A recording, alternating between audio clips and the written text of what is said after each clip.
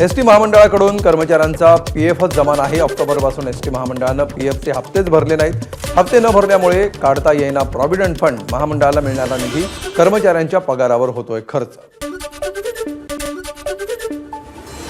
एसटीची आर्थिक स्थिती डबघाईला। भाडेवाढीनंतरही एसटीचं उत्पन्न अत्यल्पच।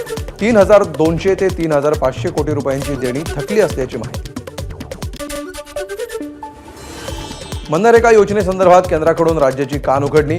मनरेगामधून रस्त्यांची कामं न करण्याचे केंद्राचे राज्याला आदेश। अकुशल कामगारांच्या हाताला काम देण्याऐवजी महायुती सरकारनं कंत्राटदारांना दिलं प्राधान्य।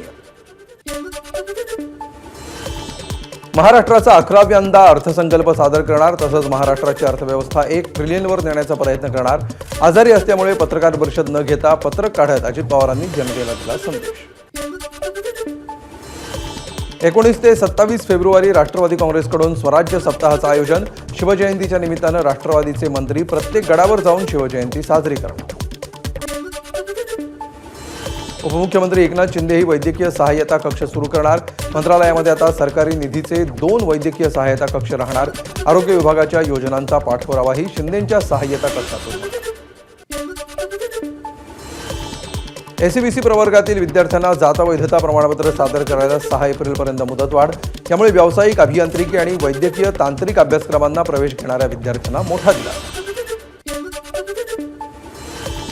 इंडिया गॉट लेटेंट प्रकरणी महाराष्ट्र सायबर पोलिसांनी आतापर्यंत 3 जणांचे जबाब नोंदवले।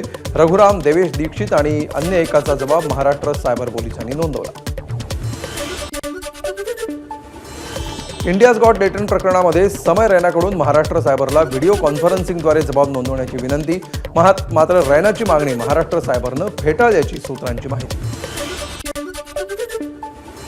निर्बंध लादलेल्या सहकारी बँक खातेदारांना सरकार दिलासा देण्याच्या विचारात। विम्याअंतर्गत संरक्षण असलेल्या रकमेची मर्यादा 5 लाखांपेक्षा जास्त करणार। केंद्रीय अर्थमंत्री निर्मला सीतारमण यांच्या पत्रकार परिषदेमध्ये अर्थसचिवांची माहिती। न्यू इंडिया कोऑपरेटिव्ह बँक गैरव्यवहार प्रकरण। कोविड काळामध्ये ठेवीदारांचे पैसे व्याजानं दिले। आरोपी हितेश मेहताची कबुली। या प्रकरणी व्यावसायिक धर्मेश पाऊंग यालाही अटक। नालासोपाऱ्यातील 41 अनधिकृत इमारतींवर कारवाई। डम्पिंग आणि मलनिस्सारणाच्या राखीव जागेवर 41 इमारती उभारल्या होत्या। कल्याण डोंबिवली महापालिका परिसरातील बोगस महारेरा प्रकरणातील 6,500 रहिवासी होणार बेघर। उच्च न्यायालयाच्या आदेशानंतर महापालिकेच्या 48 इमारतींमधील रहिवाशांना पुढच्या 10 दिवसांमध्ये घर खाली करण्याची नोटीस। बांगलादेशींविरोधात मुंबई पोलिसांकडून धरपकड मोहीम। चालू वर्षामध्ये मुंबई पोलिसांनी अवैध राहणाऱ्या बांगलादेशींविरोधात 175 गुन्हे केले दाखल। बाळासाहेब ठाकरे उपसा सिंचन योजनेच्या कार्यक्रमामध्ये आजी माजी खासदारांच्या खुर्चीसाठी संघर्ष। धैर्यशील मोहिते पाटलांना बसायला खुर्चीच मिळाली नाही, तर उपसा सिंचन योजनेच्या भूमिपूजन सोहळ्यानिमित्त आजी माजींचं मानापमान नाट्य। पुण्याच्या हडपसरमध्ये एका महिलेनं घरामध्ये तब्बल 350 मांजरी पाळल्या। संपूर्ण सोसायटीमध्ये भीतीचं वातावरण। दुर्गंधी, आवाज आणि स्वच्छतेच्या समस्यांनी रहिवासी हैराण। महापालिका आणि पोलिसात तक्रार दाखल। पुण्यातल्या देहू रोड परिसरामध्ये बर्थडे सेलिब्रेशन सुरू असताना गोळीबार करणाऱ्या दोघांना अटक। पूर्व वैमनस्यातून वाद होऊन गोळीबार। यामध्ये एकाचा मृत्यू तर 1 जण जखमी। सातारा येथील वाईमध्ये विद्यार्थ्यांना ट्रॅफिकमधून बाहेर पडण्यासाठी चक्क पॅराग्लायडिंग करत गाठलं कॉलेज। परीक्षेला वेळेत पोहोचण्यासाठी शक्कल। 1 डिसेंबर 2024ला होती समर्थ महांगडीची परीक्षा। त्या दिवशीचा व्हिडिओ आता तुफान व्हायरल। पंढरपूरमध्ये शेतकऱ्यांचं सांगोला उपसा सिंचन योजनेविरोधात अर्धनग्न आंदोलन। सांगोल्यातील 12 गावांसाठी पळशी गावातून भूसंपादन केलं जाणार। यामध्ये जवळपास 150 शेतकऱ्यांची जमीन बाधित होणार असल्यामुळे मोबदला देऊन काम करण्याची मागणी।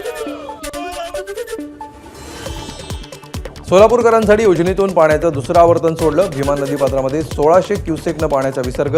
सोलापूर महानगरपालिका, पंढरपूर, सांगोला, मंगळवेढा नगर परिषद आणि भीमा नदीकाठच्या ग्रामपंचायतींना दिलासा। अहिल्यानगरमध्ये झालेल्या महाराष्ट्र केसरी स्पर्धेचा उपविजेता महेंद्र गायकवाडला उपविजेतेपदासाठी असलेलं बक्षीसच मिळालं नाही। राजकारण सुरू असल्यामुळे बक्षीस न मिळाल्याची महेंद्र गायकवाडची एबीपी माझाकडे प्रतिक्रिया। परदेशातून शिर्डीत साईबाबांच्या दर्शनासाठी आलेल्या भाविकांना 500चं सामान 4,000 देऊन आर्थिक लूट केल्याची घटना। पोलिसांकडून दुकानदारावर गुन्हा दाखल करत दोघांना घेतलं ताब्यात। नाशिकच्या सिडको परिसरामध्ये भर दिवसा सोन्याच्या दुकानावर दरोडा। 20 ते 25 तोळे सोनं चोरी झाल्याची माहिती। बंदुकीचा धाक दाखवून चोरी करून दुचाकीवरून चोरटे पसार। नंदुरबार जिल्ह्यामध्ये डिजिटल मीटर विरोधात नागरिक आक्रमक। शहादाच्या कुकावल गावातील नागरिकांचा डिजिटल मीटरला विरोध। नंदुरबारच्या शहादातील लोहारा गावामध्ये गोठ्याला आग। 2 म्हशींचा होरपळून मृत्यू। शेती उपयोगी साहित्य जळून शेतकऱ्यांचं आर्थिक नुकसान। जळगावच्या एमआयडीसी मध्ये एका बंद बेकरीमध्ये चोरून आणलेल्या लसणाच्या 97 गोण्या एमआयडीसी पोलिसांकडून जप्त। नागपूरमधून चोरून आणण्यात आलेल्या लसणाची किंमत 5 लाख। नाशिकमध्ये शिवजन्मोत्सवाच्या निमित्तानं छत्रपती सेनेकडून उभारण्यात आलेली निष्ठेची पायरी। हिरोजी इंदुरकरांचे वंशज धनंजय आणि संतोष इंदुरकरांच्या हस्ते करण्यात आलं प्रतिमेचं अनावरण। एबीपी माझा, उघडा डोळे बघा नीट।